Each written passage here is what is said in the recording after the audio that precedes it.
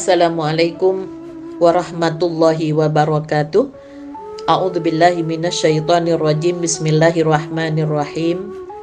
Alhamdulillahilladzi arsala rasulahu bil huda wa dinil haqq liyudhhirahu 'alad dini kullih walau karihal musyrikun.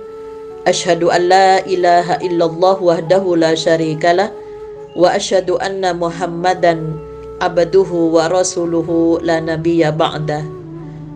Pemirsa dan pendengar yang dirahmati oleh Allah, tentunya kita senantiasa berharap hati kita bersih dari penyakit syahwat dan subhat, karena kalau hati kita bersih maka akan terbukalah hakikat sesuatu yang kita kaji, yang kita dalami di dalam agama ini, sehingga hati semacam inilah isyarah Nabi dengan sabdanya, idza aradallahu bi'abdin khairan ja'ala lahu wa'izan min qalbihi.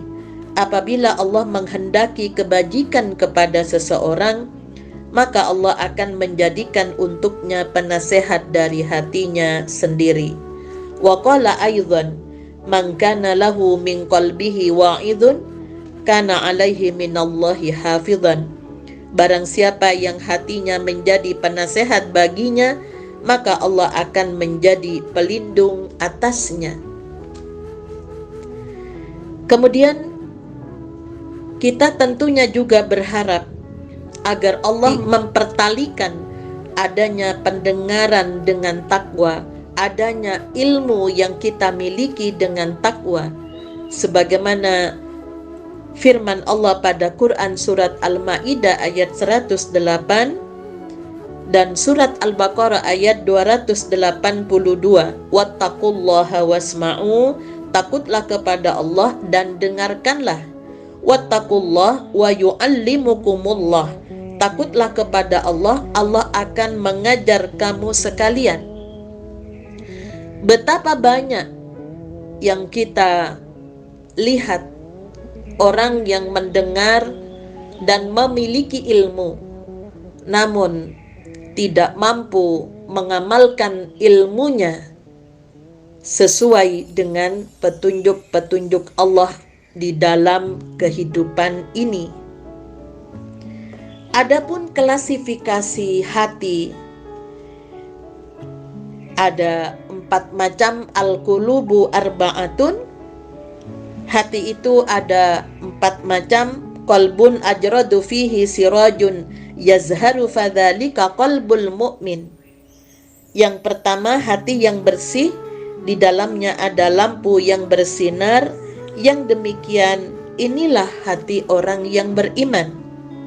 Wa qalbun aswadun mangkusun fadzalika qalbul kafir. Yang kedua, hati yang hitam terbalik, itulah hati orang yang ingkar. Wa qalbun aghlafu marbutun ala ghilafihi fadzalika qalbul munafik. Yang ketiga, hati yang terbungkus dan terbalut dengan bungkusnya yang begitu indah, itulah hati orang-orang munafik. Wa qalbun musaffahun fihi imanun wa nifaqun. Yang keempat, hati yang dicampur aduk, di dalamnya terdapat iman dan nifak. Bagaimana agar supaya hati kita termasuk hati yang bersinar, sehingga ketika Rasulullah Sallallahu Alaihi Wasallam mendapatkan teguran akan kesalahan yang dilakukan pada Quran surat At-Tahrim, kemudian Rasulullah beserta keluarganya memohon kepada Allah pada ayat 8 surat At-Tahrim, A'udzubillahi minasyaitonirrajim. Rabbana atmim lana nurana waghfir lana innaka ala kulli syai'in qadir. Ya Tuhan kami, sempurnakanlah bagi kami cahaya kami dan ampunilah kami, sesungguhnya Engkau Maha Kuasa atas segala sesuatu. Dalam hadis yang diriwayatkan oleh Imam Tirmidzi dari Abu Hurairah bahwa Nabi sallallahu alaihi wasallam bersabda, jika seorang mukmin berbuat dosa, maka akan meninggalkan bercak hitam di hatinya. Jika ia bertaubat, meninggalkan perbuatan itu dan beristighfar kepada Allah, maka hatinya akan kembali bersih. Jika ia terus melakukan dosa, maka bertambah pula bercak hitam di hati mereka, sehingga bercak hitam itu menutupi hatinya.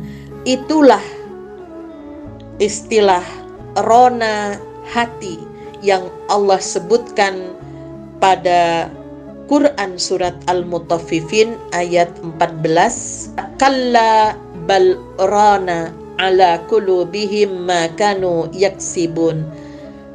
Sekali-kali tidak demikian, sebenarnya apa yang selalu mereka usahakan itu menutupi hati mereka.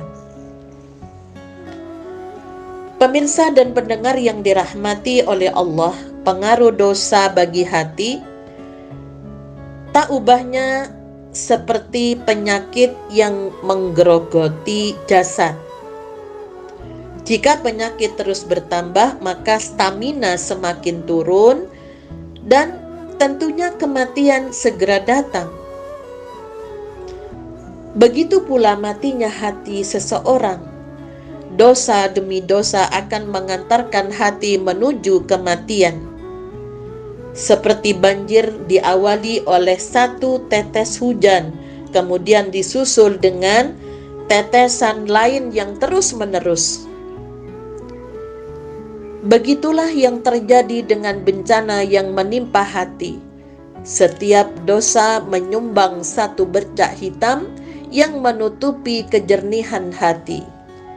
Maka semakin bilangan dosa yang dilakukan itu semakin dominan, maka bercak hitam tentu akan menutupi hati itu. Ibnu Jarir At-Tabari menafsirkan Al-Mutaffifin ayat 14, jika dosa dilakukan terus-menerus, maka ia akan menutupi hati. Jika hati sudah tertutup, maka Allah akan mengunci mati hati, sehingga tidak ada lagi jalan bagi iman untuk memasukinya, dan kekufuran tidak bisa keluar dari dalamnya. Itulah penutup dan kunci yang Allah sebutkan dalam firman-Nya pada Quran surat Al-Baqarah ayat 7, khatamallahu ala qulubihim wa ala sam'ihim wa ala absarihim ghishawatun wa lahum adzabun adzim. Allah telah mengunci mati hati dan pendengaran mereka dan penglihatan mereka ditutup, dan bagi mereka siksa yang amat berat. Kalau kita perhatikan, jika dalam satu hari kita melakukan 10 dosa misalnya, maka betapa singkat waktu yang dibutuhkan untuk membuat hati menjadi mati terkunci. Sebagai bentuk kewaspadaan terhadap dosa, Mujahid bin Jabir memberikan gambaran yang mengerikan. Beliau berkata, hati itu seperti ini. Beliau memperagakan telapak tangannya yang dibuka. Jika ia berbuat dosa, maka akan seperti ini. Beliau kemudian melipat salah satu jarinya hingga menutup sebagian telapak tangannya. Jika dia berbuat dosa lagi, maka seperti ini. Beliau melipat jari yang kedua. Demikian juga untuk yang ketiga dan keempat. Kemudian pada bilangan kelima, beliau menggenggamkan ibu jari hingga telapak tangan menjadi tertutup. Beliau berkata, lalu Allah mengunci mati hatinya. Lalu siapakah di antara kalian yang masih yakin bahwa hatinya belum tertutup? Itulah sebuah gambaran betapa kita sering melakukan dosa, tapi kita merasa aman-aman saja. Tidak pernah kita ingat, tidak pernah kita hitung, apalagi berusaha untuk membersihkannya. Sehingga potensi tertutupnya hati begitu cepat. Bila hati telah tertutup, maka sulit bagi cahaya iman menerobos masuk menerangi hati. Lantaran rapatnya penutup hati dan bercak dosa yang menyeliputinya. Maka tentunya kita tidak heran jika ada di antara manusia ada yang sulit menerima kebenaran, sulit menerima dakwah, sulit menerima ajakan-ajakan untuk memperbaiki dirinya. Walaupun kebenaran itu telah terbukti, karena hatinya telah mati. Ia tidak lagi mampu menjalankan fungsi yang semestinya. Sehingga karakter orang-orang yang seperti inilah yang dikatakan oleh Allah pada Quran surat Al-Baqarah ayat 6, Innal ladzina kafaru sawa'un 'alaihim a andzartahum am lam tundirhum la yu'minun. Sesungguhnya orang-orang yang ingkar sama saja bagi mereka, kamu beri peringatan atau tidak kamu beri peringatan, mereka tidak akan beriman. Sehingga pada ayat 7 Allah sudah mengunci mati hati mereka, pendengaran mereka, penglihatan mereka dengan ditutup yang begitu rapat, dan bagi mereka siksa yang besar. Pemirsa dan pendengar yang dirahmati oleh Allah, hati itu adalah sesuatu yang paling berharga bagi kita manusia. Kerusakannya pertanda kesengsaraan sepanjang masa di dunia, di alam barzah, hingga di akhirat nanti. Hanya hati yang bersih dan lurus yang bisa menyelamatkan manusia. Maka penjagaan hati dari segala unsur yang merusaknya itu lebih diperhatikan dari penjagaan terhadap apapun yang kita miliki di dunia ini. Jika di antara para ulama menggambarkan bahwa hati itu ibaratnya rumah,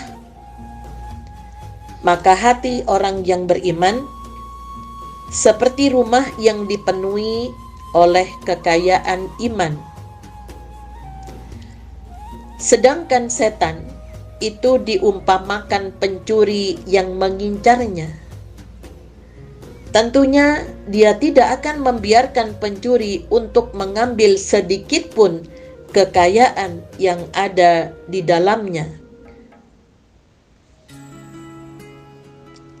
Sehingga kalau hati kita itu ibaratnya rumah yang memiliki 6 pintu, maka jagalah semua pintu, jangan sampai pencuri itu masuk melalui salah satu pintu itu, karena itu akan merusak rumah kita.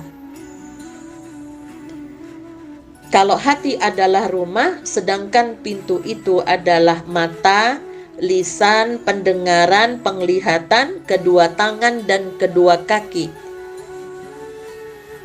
Siapa yang membuka salah satu pintu ini untuk setan, maka hilanglah isi rumahnya itu.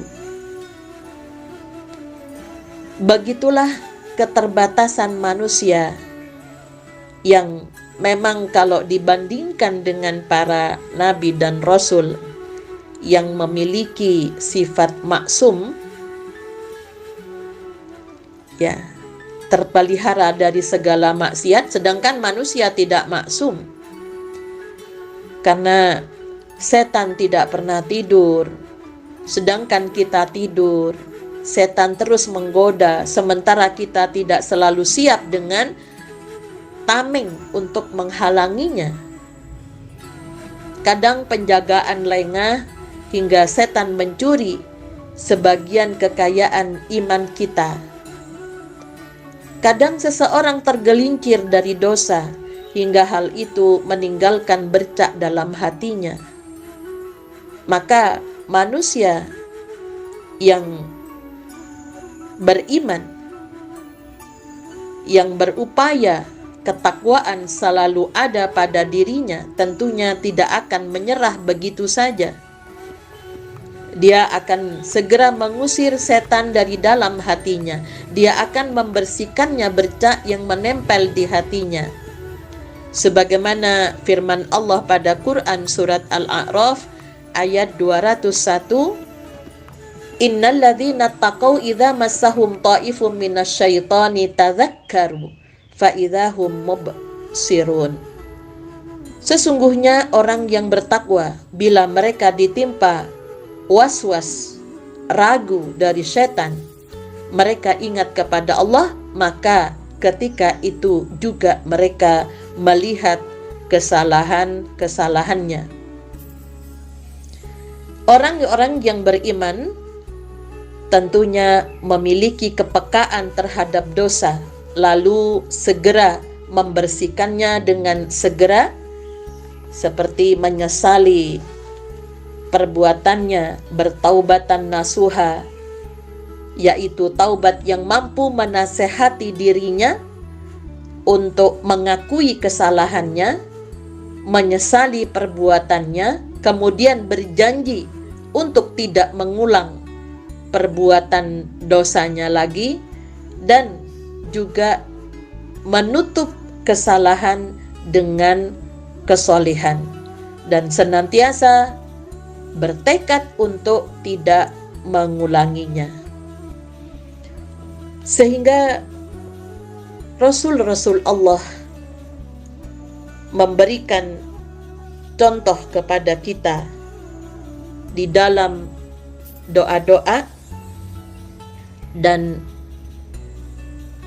kita perhatikan apa yang diamalkan oleh Rasulullah ketika menuju masjid, terutama di waktu subuh. Kemudian yang beliau bermunajat kepada Allah di malam hari dengan doa yang diriwayatkan oleh Muslim. Allahumma ja'al fi qalbi nura wa fi sam'i nura wa fi basari nura wa an yamini nura wa an shimali nura wa amami nura wa khalfi nura wa fawqi nura wa tahti nura wa ja'ali nura. Ya Allah, semoga Engkau menjadikan cahaya di hatiku, di pendengaranku, di penglihatanku, dari kanan dan kiriku, di depan dan di belakangku, di atas dan di bawahku, dan semoga Engkau menjadikan untukku cahaya. Pemirsa dan pendengar yang dirahmati oleh Allah,